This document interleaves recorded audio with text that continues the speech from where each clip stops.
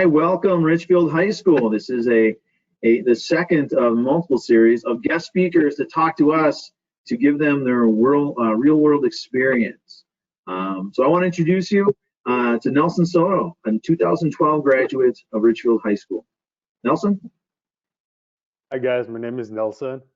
I graduated, like he said, back in 2012 from the high school. It seems like a long time ago, but so it was only 8 years ago. So a little bit about me: I'm a civil engineer.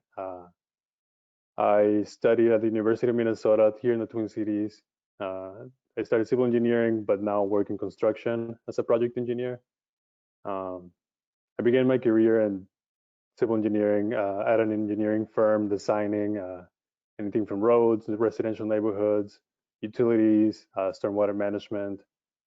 Um, right now, as I said, I work as a project engineer in construction for a company called Doran Construction based out of Bloomington. Actually, funny enough, today now I'm working on a project in Richfield. We're building a 132 unit apartment complex out of Penn Avenue and 62. So the Lance parking lot that you guys may have seen some construction, that's what I'm working on right now. So I guess we'll open up for questions now, I guess. Awesome, great. Not only you're from Richfield, but you're contributing to Richfield. That's great. I guess the first question is, how did you decide, or how did you become an actual civil engineer? What made you decide?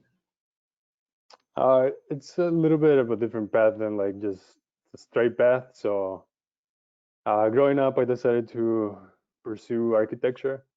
Growing up, one of my uncles was an architect, and I would see his like 3D models and scale models of buildings, and I thought it was really interesting. So I decided to go into architecture, and that's pretty much since I can remember. So probably since I was like 6, I knew I wanted to be an architect, and through high school, I wanted to be an architect, and I got to college, and I decided after the first semester of classes that architecture just wasn't for me. So then I went into, I started looking at different options that I had. And I decided the best path for me was civil engineering. I was just really interested in the built environment. So, and I guess that's the reason that I also liked architecture. So just the built environment, anything from construction to architecture to even like real estate management and all these things. So, but for me, I decided to go into civil engineering. My first semester, also the first 2 weeks, I found a lot of people that were pretty similar to me, in a sense that they were also Latinos looking at engineering careers, not just civil engineering, but any other engineering. I joined this group called Society of Hispanic Professional Engineers, and that sort of convinced me to go into to engineering specifically instead of this other role or careers that I would have pursued that relate to the built environment, construction. So Excellent. So you were talking a little bit about college. You kind of went away from architecture to engineering. What was college like? Was that difficult? How'd you get through it? I would say it was difficult. It just really depends what you make of it. It's a lot different from high school, I would say. Um, I think in college you are responsible for yourself. I mean, in high school as well, but in college it's just a different level. So you have to. I think you have to hold yourself accountable to do well. Uh, there was a lot of times for me that I didn't know if I was studying enough or not studying or studying too much. Uh, I think college is a little bit too difficult, or it can be difficult if you make it difficult, but it can be easy if you make it easy and study and prepare. Um, there's a lot of self, or you have to manage your time a lot. Uh, there's not many people that can hold you accountable besides yourself. So Excellent. Another student asked, which one specifically did you like better, college or high school? I would say college. There's a lot of there's many. I mean, with both, you have different experiences, right? Uh, Specifically for me, I would say in high school, one of the best things that I like was sports, and that's something you don't really get to do in college unless you can, but it's not at the same competitive level. Uh, for me, I like college a little more because there was a lot of more things that I could do that were new to me. You can meet a lot of newer or new people. Um, it's just a different experience. You know, you can join all these groups from anything that you like. It could be intramural sports, or for me, for example, engineering group. You can find also people that you really can assimilate to. So, say you like playing chess, well, you'll definitely find a chess club. So, there's all these things that are there's more freedom. So you can choose what you want to do, and you're not limited to anything. If you don't find, for example, a club that you are looking for, you can start your own club. I know at the University of Minnesota, for example, there was rumors. I never found this club, but there was a 6'4" club or something like that. So it was a tall people's club. And that's something that I did not find, but kind of kind of cool. That's great. I wonder if they have any 5'6" bald club. I think I'd be a good representative. There's probably a Um, few people I can join. yeah. Well, actually, this leads to the next question: is that you have all these options. What about now? Like, what do you do in your free time? Or actually, do you have free time? In my free time, well, right now, so just to put it into perspective, my work day is pretty much between 7 a.m. to 4 p.m., give or take. Sometimes it can be longer. Uh, Many Fridays is I cut it shorter. Uh, right now with coronavirus, most people are working from home, myself included, half the time. So I split my time between the work side, and some days I'm at home working from home. In my free time, I like to bike, road bike, longer bike trips. I uh, I I mean, besides that, I just like to be active. So in my free time, right now I just bought a house a couple months ago, so my free time involves tearing walls down, painting, um, sanding, all these things. So I'm remodeling my house. It's a lot of work. That's where my free time is going to right now. Um, but also, uh, I guess before the pandemic, it's a lot of my free time also involved volunteering for this Society of Hispanic Professional Engineers organization. So we would do a lot of events with other professionals and other professionals in STEM. So science, technology, engineering, math. Um, a lot of these were networking events and happy hours. Um, Panel. We also did a lot of panel discussions with uh, anywhere from students to college students to presidents of companies, just to develop our or the group's influence in the Twin Cities, and establish more of a presence. So yep. Excellent. Excellent. Um, Follow-up question here. Our students here, we pride ourselves in our empathy, and we just want to know, hey, Nelson, how you doing? How are you doing? The COVID and everything. I think I'm doing well. I was pretty fortunate that my industry was not really impacted through COVID, or it was impacted, but not to an extent that some other industries were. Uh, I'd say I'm pretty good. I think life is good, and as long as you're cautious about coronavirus, it's can be good. So Good. We're happy that you're doing well. Um, let's go back to high school. What were your favorite classes, or which class did you wish Richfield had that would help you with your civil engineering? my favorite classes I would say was, I guess, all the science classes, uh, and math, science, math, and all the technology classes. I don't know if it's still there, but all the back wing. So technology classes, so anywhere from metals, carpentry. I think it was one of them. Uh, the foods classes was also some of my favorite ones. Uh, actually, with foods, I think I took foods one and foods two, if that's still called the same. Uh, but I think that's one of the class.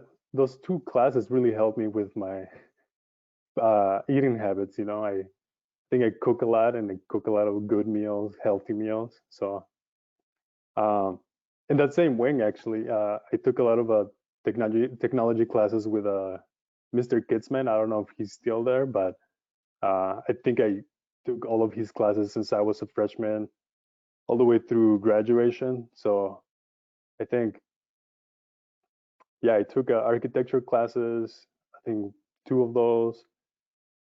There might have been a one civil engineering class too, one or two. I definitely remember one of the classes.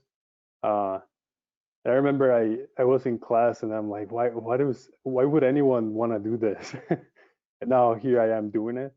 Uh, so, and one of the classes that I wish would have been there when I was there, maybe like a software coding class. Uh, I don't remember if we had anything related to it, but I think like a coding class would have been um, a good class to have. I know I'm not a software engineer, but in my field, there's a lot of people that use coding for other things to help in everyday work life.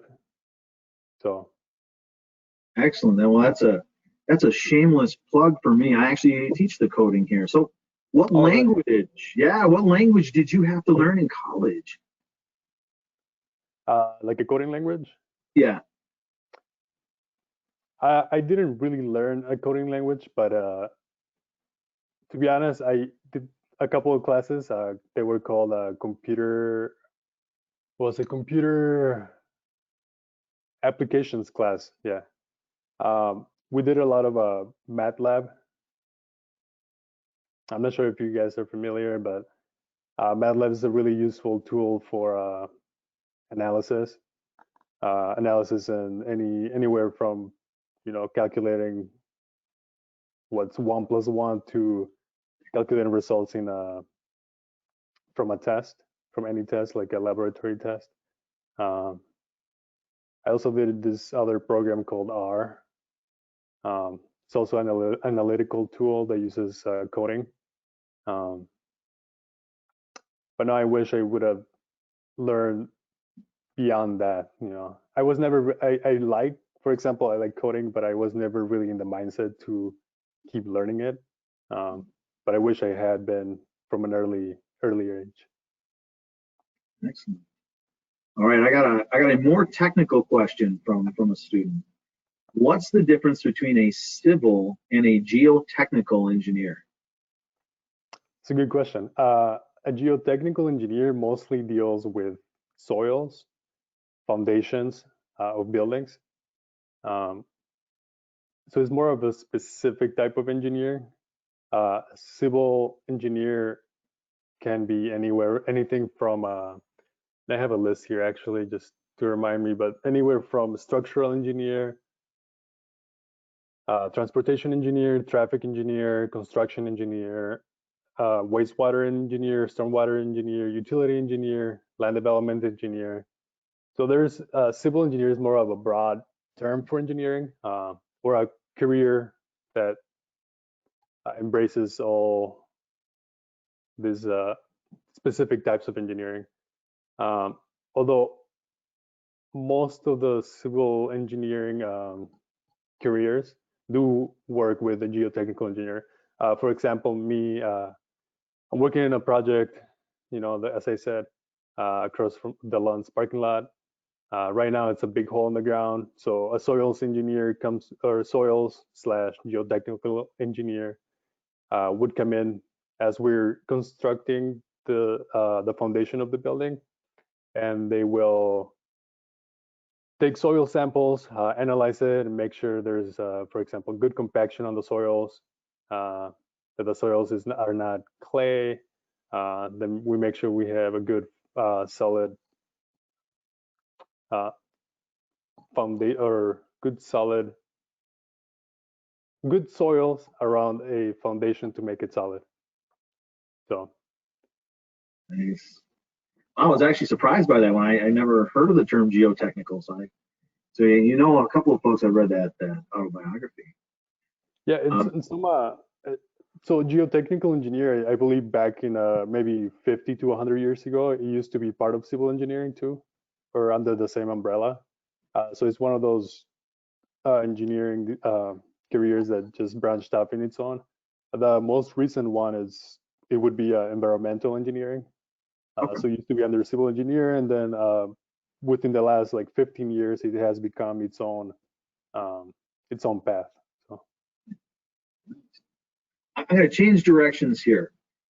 This is a question more of a cultural, personal question, and it's: have your feelings changed being a Spanish speaker from the moment that you arrived here into the U.S., from a teenager and then to a working professional?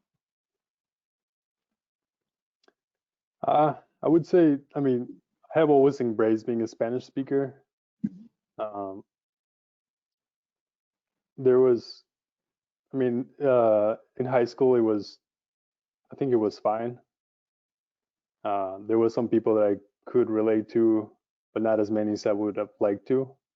Um, and when I got to college, I would realize that there are tons of people like me that are Spanish speakers, and I think I met most of my friends and most of my current friends during college.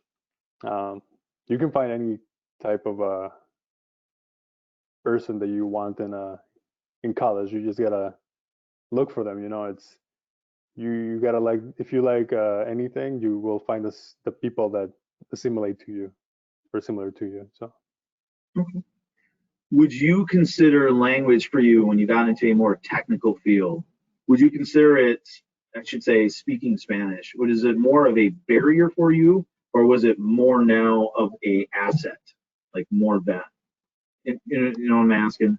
hmm Right. I would say right now it's an asset. Absolutely, it's uh it's really helpful. Right now, working in construction engineer or construction management, um, a lot of our laborers and subcontractors are Spanish speakers. So just having the ability to speak Spanish, it's it helps a lot to for safety and direction.